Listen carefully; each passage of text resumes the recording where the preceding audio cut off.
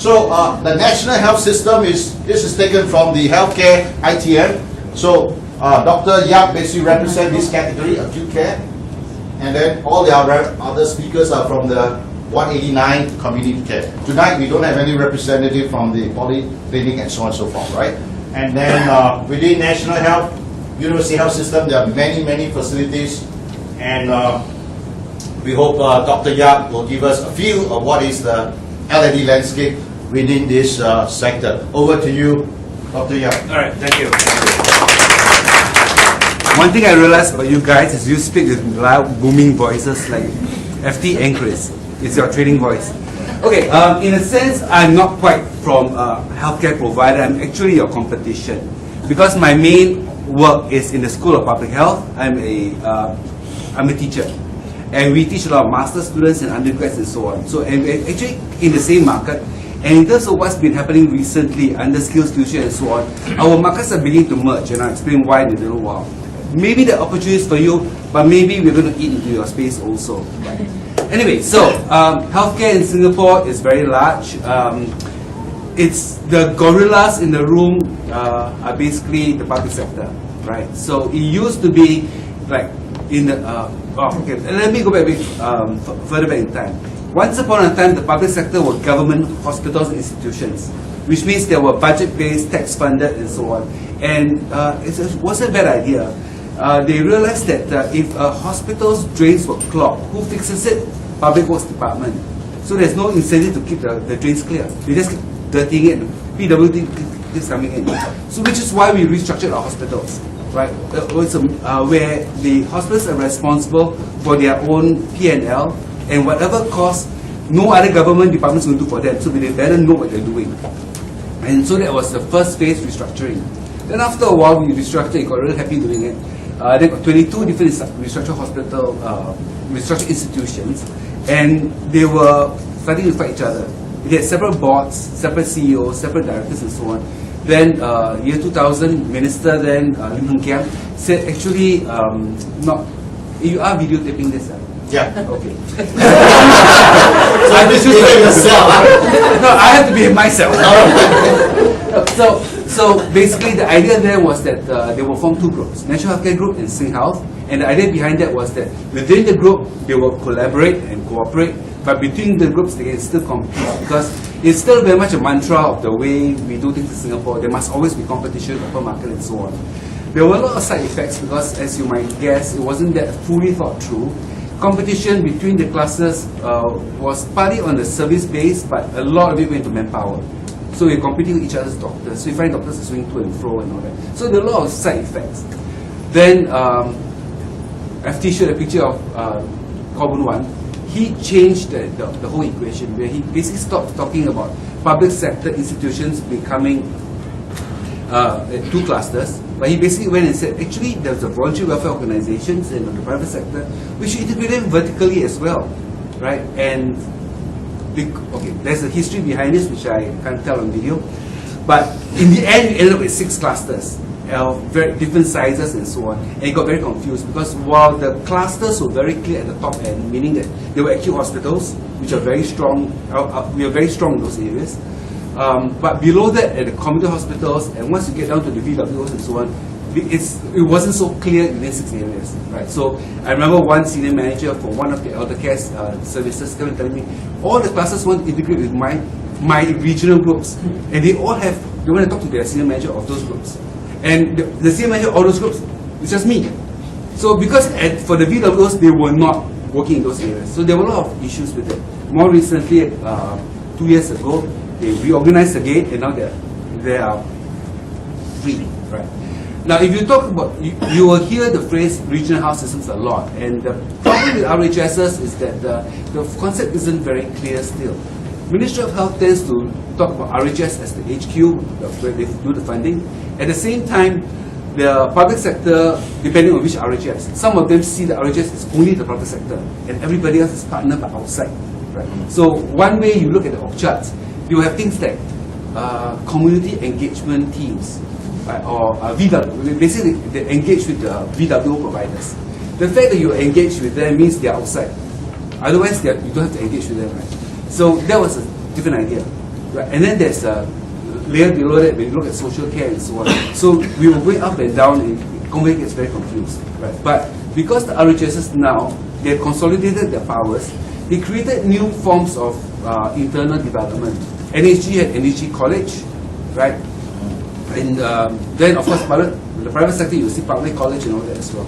So because they had such size, they could afford to do in-house things. Right? The other trend you will see is because a lot of the systems came out of the public sector. They used to be government departments, right? And so the rigor within the organization is still like civil service. Right? You find that you want to buy anything, you must put tender, 3 quotes, all sorts of stuff. The public sector still held to that. And the challenge with that one is it was a very complex organization. Right? So not just the training, but the dinosaur brains in some parts still carry on. So I've had people apply to your issues, right? Where we say, oh, let's bring in this educated doing this thing. This is my comment to you that time. Like, oh, no, there's got no track record in healthcare. But I say, but why do you need track record in healthcare? This is a generic skill that's across all industry. No, we prefer healthcare. And this was said to me. So that is one example of dinosaur brains that you have to deal with. And how you get past that is through lobangs. I mean, of course, there are ways of doing things, but there's a certain level of quancy that helps. Because you do need someone who knows someone and do something and you need any connection there. So it is not a case of, although they're public sector and they come up with this, we do things correctly with SOPs and everything else. The reality is a lot of business is actually done indirectly, where I'm not saying they breach their rules, but rather that if you go to them assuming them to follow the SOP and best quotes and best things and so on, it doesn't always work. Because there are always other influences. And you will find that even the tender process and so on, I mean, if you look at individual preferences apply a lot, right? So not accepting people without healthcare background is one issue. Right? There is the idea that I want to go in-house. This is not an education issue. It is a mindset issue. So you'll find that in the various hospitals, like those more peripheral hospitals, not represented yet, thankfully, you'll find that I've asked people, why do you have, you're out there far from the center of Singapore, why do you want a cardiothoracic service? Because you've got very few cases. But the answer is, we want to be full service. So they want to have everything. Okay. One more dimension you must understand is they're doctors. The challenge with doctors is doctors have a certain way of thinking. And I shall have to see how I can explain this to you because I didn't bring my slides. You need a slide to explain how doctors think. Yes. Okay. I actually have a slide. But when you go to a clinic, the doctor that sees you has got 3 questions to answer. Why are you here? What can I do? And what is the outcome? Right. Every question relates to those 3 things, basically, right? So if what you are here for, I can't deal with, the outcome's no good, right? So what I do, I refer you. Or if I can do it, someone else can do it better, I might pass it to the other person. Right? But it is problem, solution, outcomes. So the problem is when you go to them with a solution that they don't think about in the first place, it doesn't fit their construct. Right? So they can't. So they will go like, what's the problem you're trying to solve? So new ways of teaching are hard to get in because it must fit in with the current solution space that we have. What I find when I work with startup people and so on, totally different perspective. What they do is they start with outcome. What do I want to achieve? Next question is, what do I have? Right? Then, if I don't have something, how do I make up it? So what we're putting it is that doctors think, what can I do with the resources that I have? Entrepreneurs and you guys will have to think about, where do I get the resources to do what I need? Right. So if you have a problem of people going through the sequence of problem solving, they will only address you if there is a problem. If you can't see the problem, then no need. Right? And they will try to see, they gather the resources to do what they need to do. Right? And if they have it, they don't need you. If they don't have it, then you must, if there is a problem, then they can talk. So that's your window. When there is a problem and you have a solution and they want you. Right. One other thing we have is, I just talking on this side, the reason why I say I'm your competitor is, I teach master students in the Master in Public Health and some other programs. I also run a training program for doctors, in the sense of train them to become specialists for two kinds of specialty, two specialties, public health and occupational medicine.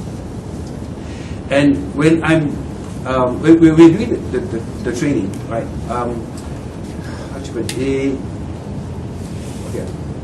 I should have interrupted myself. I lost my track. So the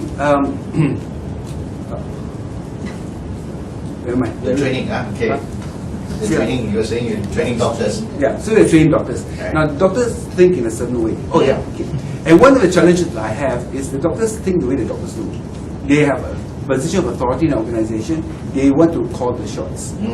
So you find that it is not always about what is right. It's about who is right and who gets to say what's right. And so the power structure in the organization is important. Right? That's not to say all of them are like that, because there are some very enlightened CEOs, but some of them are still dinosaur brains. So you have to deal with that. Yeah. What was the time now? So the last. Okay, good. Thank you. Now, maybe one last thing I should point out, that the industry is changing. Right? I mean, you're familiar with what has happened with skills future and so on.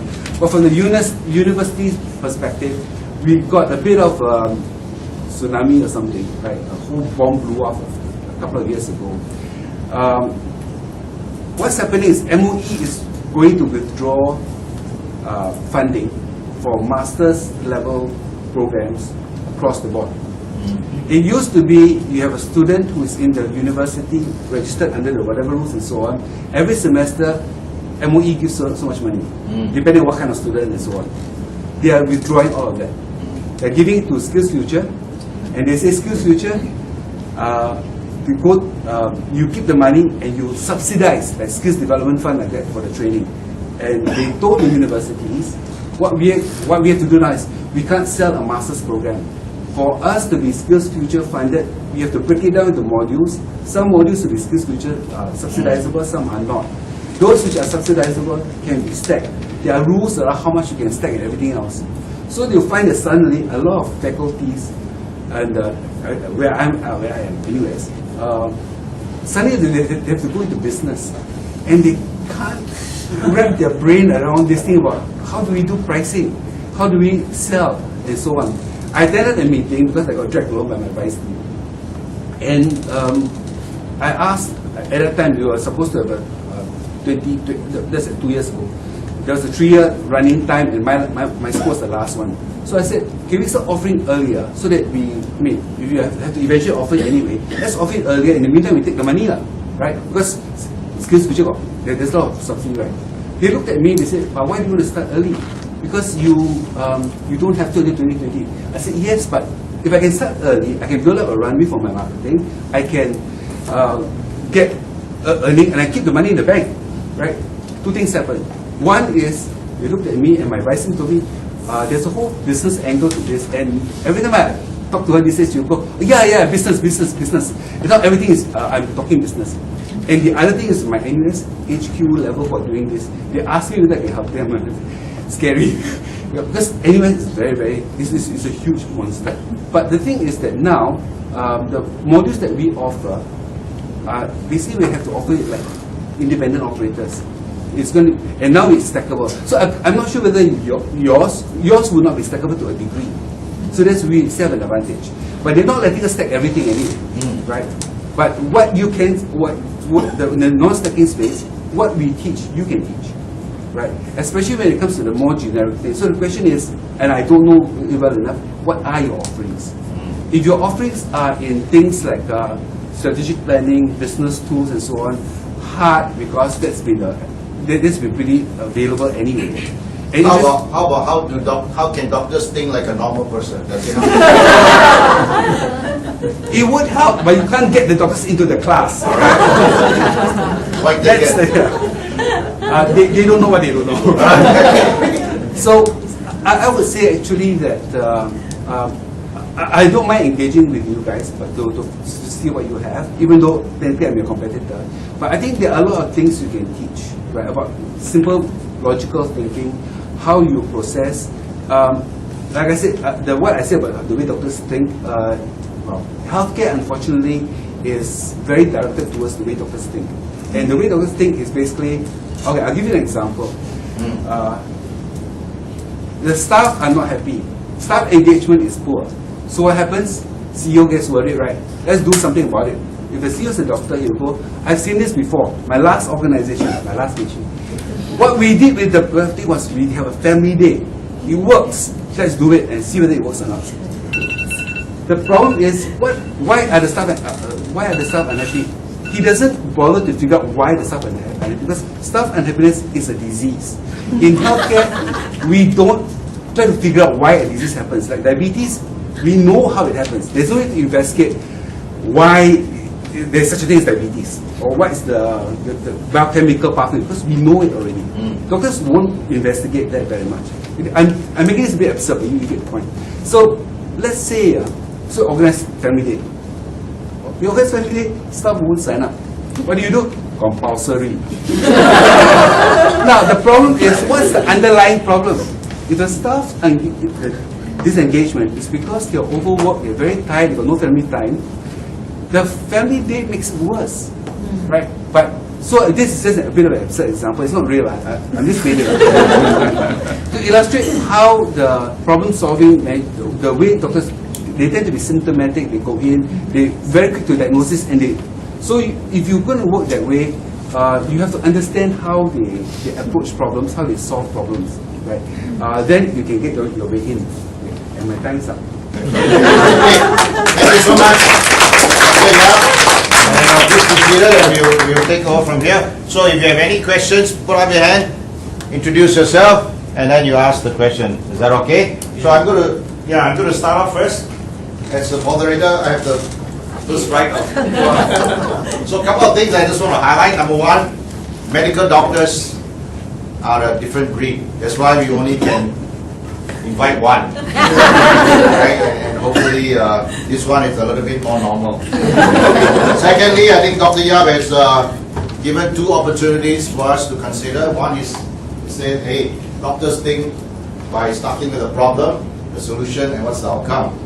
Alright, so if you want to get in, he's saying that perhaps you should start with finding out what kind of problems they have. And recently, a lot of problems from the hospital, right? You heard of this Tan-toxic dental? They never washed the instruments properly, and then they use it again, right? It was a nightmare. And then Singapore General Hospital, did you read about the case where the nurse was asked to use the machine that gives the anesthetic dosage, and she did it 10 times. And then when they investigated, you know what was the answer? I wasn't trained, but I was asked to use the machine, right? So great opportunity for us to cut off all this newspaper article, send it to SEH. I said, perhaps, you know, you need some learning intervention. That's not the way. Oh, no. There's a position. There's a position that they have. Right. You don't approach them by saying you are doing a bad job, because there is a certain arrogance or pride in place. Okay. So if you that approach will be a bit challenging, unless you have a lobang approach. Right. Where you talk to someone else, and this person says to the So CEO, still lobang. someone else says, right, that you have this problem, this person can help. But if you go and you do that, it'll be difficult. So especially if they don't know you at all. All the defenses come out, right? Yeah. Okay. So our lobang we do have is called IAL. The final comment before we open to the floor, I think he mentioned that your master's program, you're supposed to break it down into stackable modules, right? So exactly that is what one of our AE colleagues is doing. He is now working with the Tan-toxic Hospital and helping them develop what we call micro-learning programs, right? So this is one of the things that we can bring into all the hospitals and say, hey, you have all these training programs, you want to break it down into what we call micro-learning modules, maybe we can help, right? So, great point. So, question? This lady here, please go ahead, introduce yourself. Yeah, Christine here. Just out of curiosity, because from my understanding, house ministry and medical officer, right, can take 2 licenses to be able to be 5 years of medical practice and study in NUS within School of Medicine. So were they being like an SOP protocol set of how they actually go through the questioning, answering, standard way of answering, or diagnosing problems and mention that all of this. And you are Christina, yeah? Christine, okay, good. Okay, thanks. Several levels. It's 5 years training, then they get a provisional license. Housemanship. Then that's for the housemanship. After that, they get a full registration. So it's as MO and onwards. If they're coming from overseas, then they are restricted practice to 1 or 2 locations, that kind of stuff. That's called conditional registration. That's another conditional. Now, it's a very elaborate system. In fact, actually, you guys are in education, right? I would say, for medical school, for specialists and so on, we don't do education. We do medical education or health professions education. So right now, you can do programs like Masters in Health Professions Education. So a Master in Medical Education. So there is a whole system in place for a long time already, right? There are annual conferences, Asia Pacific Medical Education Conference in every January and so on. So those processes are in place. It's not that they're not there. There are sign-ups at the end of everything. My residence is a 5-year training program to become specialists. Right? It's 3 years junior, 2 years senior, then the intermediate exam, final exam, written exam. There's a lot of stuff. I would actually say where an independent guys coming in will be the stuff that we don't teach. That will give you a better scope. So there's no like standard protocol or something? Oh, there is. But you must realize it's very, very complex because it will not be one book. Two parts. One is that every specialty for different years will have different books already, right? And I'm told that one medical school in Singapore, they have a document about what a medical student is supposed to know. Right, I mean all the learning points, objectives, and so on. It's 1,000 pages. So there are 3 medical schools in Singapore: Yong Lin, Duke NUS, as well as LKC Medicine. Thank you so much, Christine. I know you wanted to confirm that he's really a medical doctor or not, right? So for that technical question, yeah. Anybody has not so technical question? Yes. Can you introduce yourself first? Oh, I'm Julie. Julie, yes. What I want to say is that I have formerly worked with the professors, in NTU, and they are very much against like they have to go and attend, courses or workshops, because for them is that they have already reached a certain level. So and also because they are overloaded. So the board there, are they going to allow them time to go and learn or attend workshops or anything to improve on their skills? And to them, I think because they have reached that level, I think all these people are very smart. They will know how to seek the knowledge that they feel there's a gap, and they will learn on their own. That means they are more like self-directed learner. Several points to address. One is that no doctor is complete, no matter what level it is, because time moves on. I'm glad you admit. Because I mean seriously, after 5 years from graduation, a lot of things have changed. My students are now mentioning things which I never learned in medical school. So there's no such thing of being there, right? 2 is having time to do this continuing medical education and so on. It's a constant thought, but we are required to do basically 50 points. Each point is 1 hour training over 2 years. Consider the amount of what we are supposed to know and read up and so on, that 50 hours is nothing. But even then, they're complaining about it. So there's a bit of a dysynchrony down here. It's a contradiction in terms. What we are required to do is actually very small, and you're still complaining about it. Because what we are supposed to go for doesn't actually address what we are supposed to know. Plus the fact that many of them, they go sign in, then send emails. So are they actually learning in the first place? Right? So in the last part of what you said was about their Self-directed learning. self-directed Okay, that one to me is personal opinion. They know they need to know. There's medical stuff. They will go and learn. The problem is that a lot of things they don't know. They don't know. Good. So let me just Right. as an exercise for those of you who do strategic planning kind of work. Go to the. I do this with my master students. Go to their websites. Look at all their vision, mission statements, and tell me whether it makes sense or not. Okay, wonderful. So we're going to have one last question, okay? Yeah, hi, my name is Yi Chan. I was just a bit confused about you mentioned like the thinking part of the doctor, and you say that I don't bother with that because the doctor is already well trained in thinking. But then you say something about logical thinking for the doctor is a possibility. Could you just elaborate that? No, I didn't say that develop whatever. The problem is, I don't think we realize, we seem to think of it as we learn and we get better and better and better. But there are many ways of thinking. So doctors don't think in strategic planning terms, they think in clinical problem solving terms. So that's the point. So the strategic planning and business sense and so on, they are not so familiar. But they don't always know that they don't understand. Okay. So I got people who open the clinic, and after the clinic is running, they told me, actually, what is this depreciation thing? How do you even agree to your budget? But, So it's not talking things like the emotional side of the thinking or. that is useful, but more for the younger people who are still coming to terms. One of the challenges we have is actually a high stress environment. So estimates are between what 1/3 to 2/3 of doctors have or have had burnout and that kind of stuff. Right. So resilience training is important. A lot of organizations are looking at that right now. Right. In the US, I was at a conference and there were something like 1,000 people in the auditorium, and they asked us to indicate who Americans are. Who's been in a program or an institution where there was a doctor suicide? Half of the hands went up. So that's very high. That's like 1 or 2 a day. Okay, great. So, thank you, ladies and gentlemen. May I remind you that in a hospital, besides doctors, there are nurses, there are administrators, there are frontline people and all that.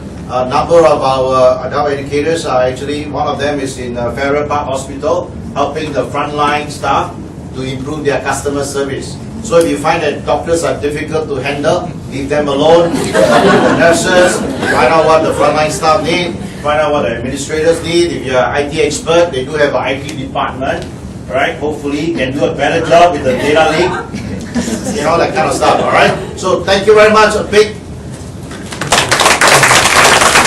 round of applause for Dr. Yap. And by the way, that's not the end of the story, and feel free to connect with him during the tea break later, as well as, after today's session.